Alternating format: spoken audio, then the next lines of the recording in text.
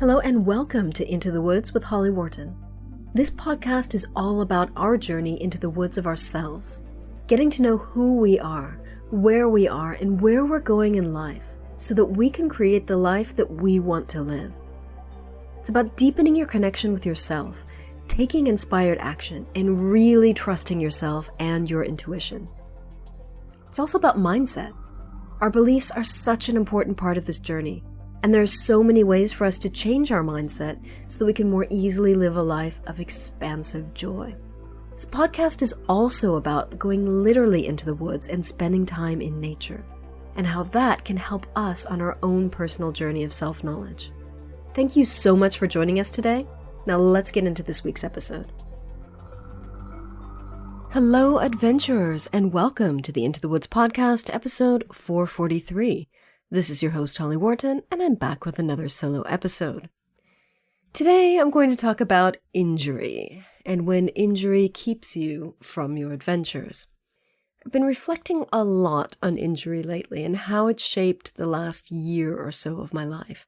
It's been incredibly frustrating, but I've also learned a lot, and it's led me to find new adventures and challenges, which has really been a great gift. Injuries can be difficult to deal with, both mentally, emotionally, and physically. In this episode, I hope to provide some food for thought and some inspiration to help you get through those difficult times. Today, I'm going to talk about my reflections on lessons learned from injury, how to get clear on the timeline so that you can plan from there, how to tune into how you feel about the situation and why that's so important, how to focus on recovery, whatever that means, how to use this as an opportunity to rest, because rest is important, how to keep fit with other things and find new adventures and other ways to get outdoors, discovering other types of fitness and wellness, how to get inspired by others, how to remember your mental health. This is really important because our adventures provide mental health benefits and you don't want to leave those behind. How to do what you can to stay focused, stay positive and focus on moving forward, how to get support from others, and how to look at lessons learned. So, I hope you find this episode interesting and useful. If you're not currently experiencing an injury, maybe you have in the past, or maybe you will in the future. Hope not, but you never know. So, talking about injury. I've not had to deal much with injury. Back in 2009, I got a stress fracture from running. And this was back when I was running short distances on a treadmill.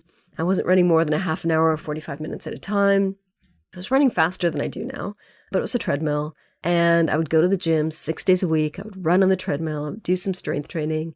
And that was my fitness regime until I got this really bad pain in my leg and it wouldn't go away. It only went away when I was running, but all the rest of the day, it was painful, which led me to run on it for a week because I thought, well, it doesn't hurt when I'm running, so clearly running is good for it. No. Thankfully, I was living in Argentina at the time, which has excellent medical care.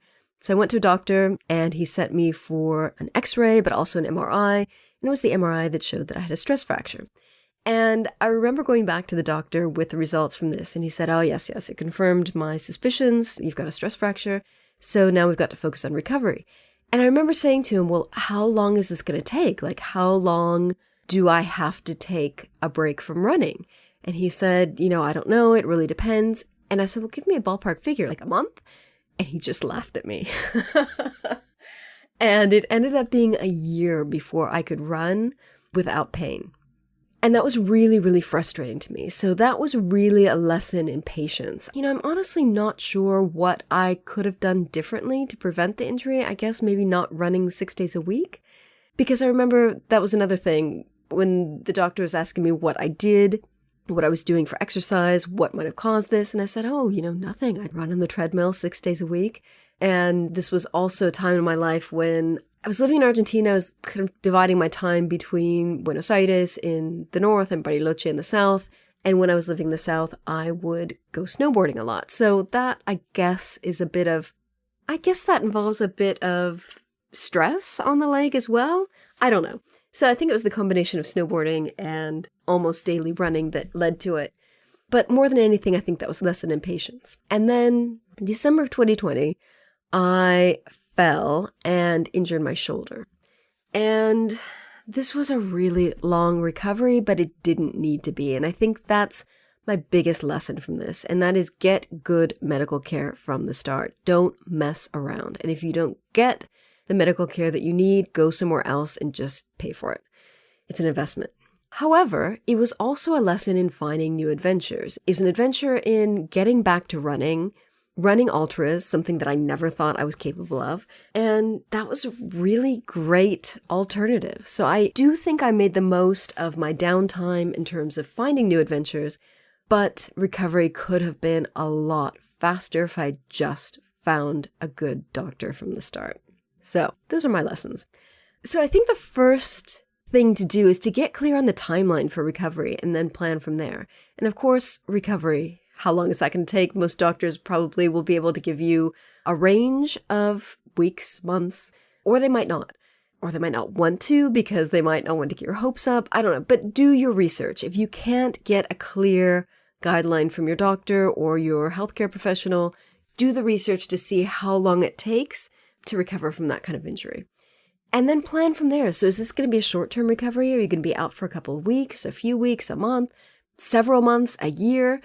Who knows? Plan for that, because once you have an idea of how long your recovery is going to be, then you know what you want to do, like how deep you want to get into alternative adventures. Are you just going to kind of dabble in things? Are you going to really go for it? That can help give you the mindset and the framework to plan alternative adventures. So first, get clear on the timeline, if you can. Next, tune into how you feel about the situation and look at what might help you to feel better. So I think I had a lot of grief around not being able to do kickboxing for a year, missing the summer course grading, missing the winter course grading, and delaying my grading another year. Like, that really bothered me.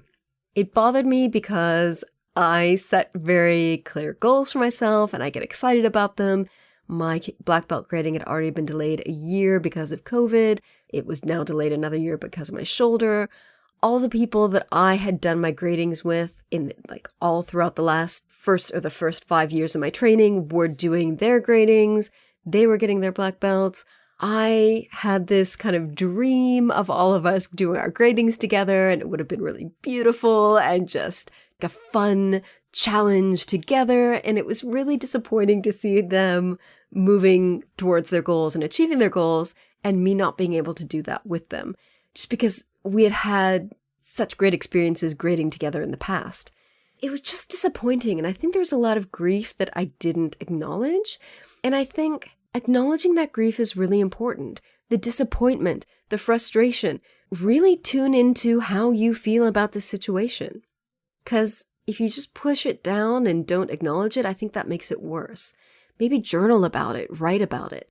And then once you get clear on how you're feeling about that situation and you get all that kind of crap out of your head and onto paper or into your conscious mind, then you can focus on what would help you to feel better. What would make you feel happy? What would make you feel joyful? What would make you feel excited? What would make you feel energized? Is it finding an alternate adventure, finding an alternate sport?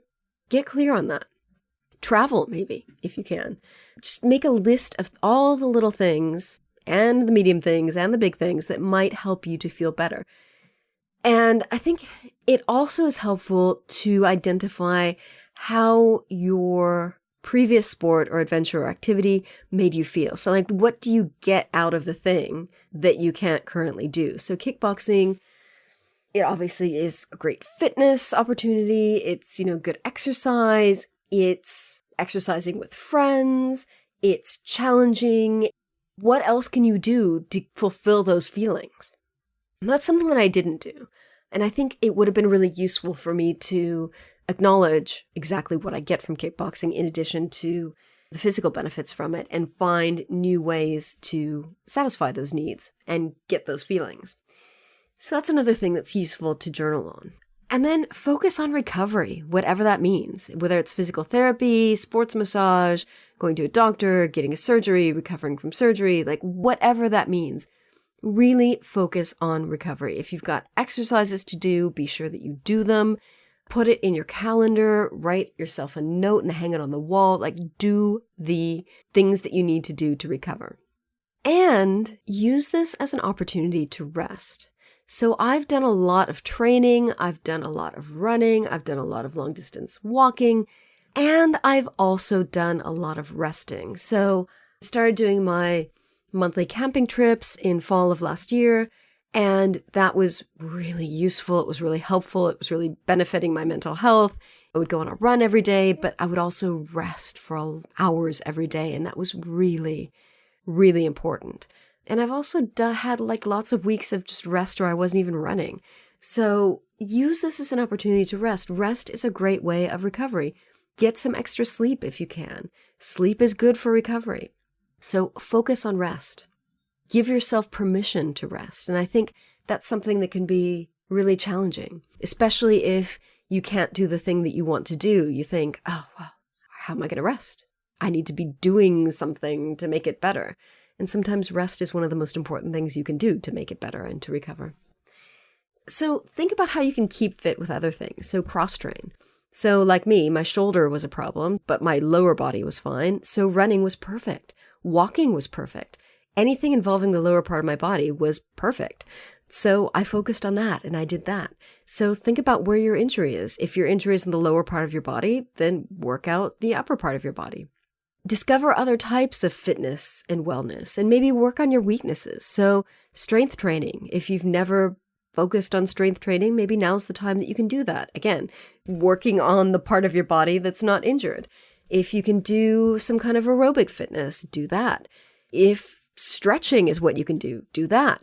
And don't just focus on fitness, but also just overall wellness. So maybe look at your nutrition and see how you can change the way you eat. Maybe focus on your mental wellness and do some meditation or listen to guided meditations or something that would help your mental well-being. And then find new adventures. So shift your focus from what you can't do to what you can do.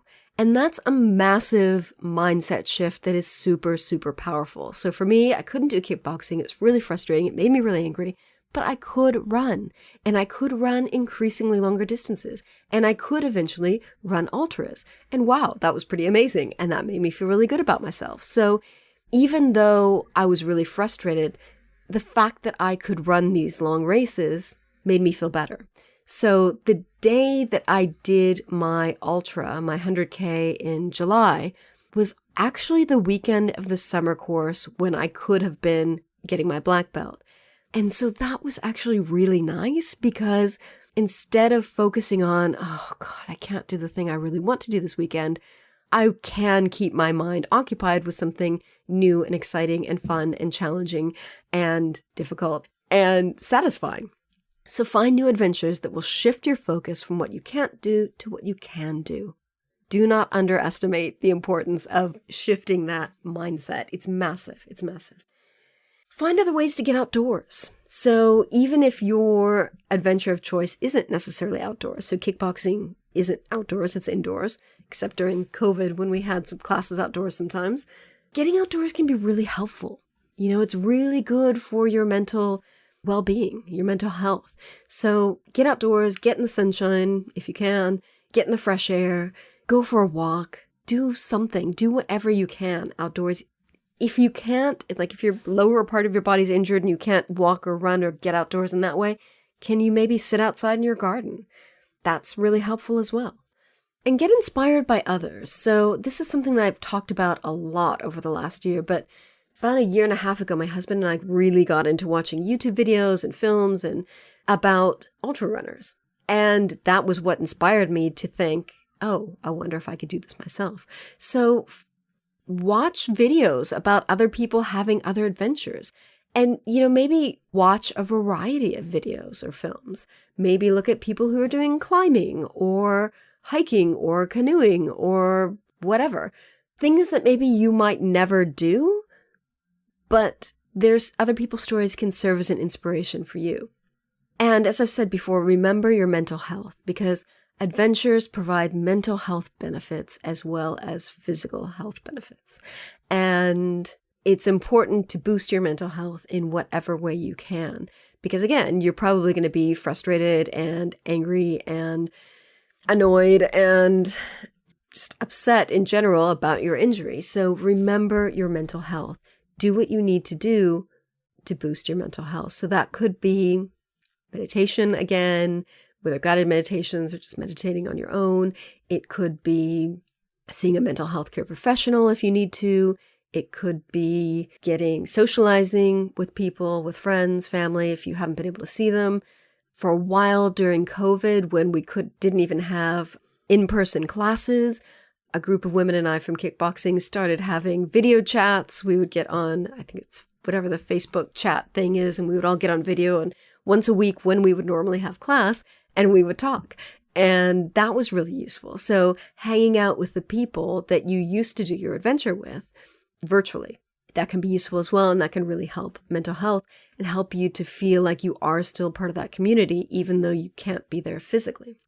So again, do what you can to boost your mental health. And running really helped me with that. So when I was really frustrated and angry and upset about my shoulder, I was able to go running. And I was able to go walking, and I was able to push myself beyond what I thought my limits were. And that actually really, really helped with mental health. And achieving goals and achieving challenges was also a great boost to my mental health.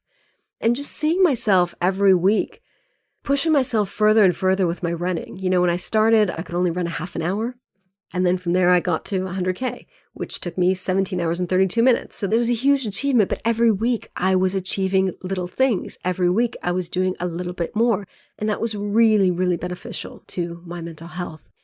And again, just do what you can to stay positive and focus on moving forward. So going to the doctor's visits, going to the therapy visits, doing your exercises, doing what you can to both improve physically and mentally and emotionally.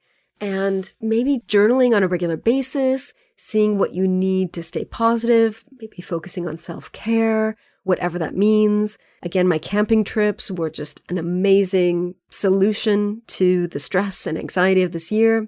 So do what you can to stay positive and focus on moving forward toward your goal of recovery and your goals in your new adventures and challenges and sports and whatever you choose to do.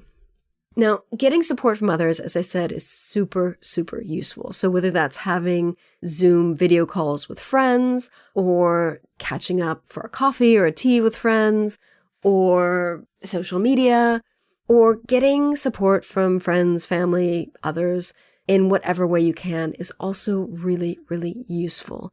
And it's important not to underestimate that and underestimate how much that can help you with your mental, physical, and emotional recovery. So do what you can to talk to others, to share your story, to share how you're feeling, and get help from other people. I think a lot of times we try to go it alone and suffer alone and be angry and frustrated and annoyed alone, and you don't have to do that. There are hopefully people in your life that you can talk to, and if you feel that you don't have people in your life, hopefully you can get a mental health professional to help you.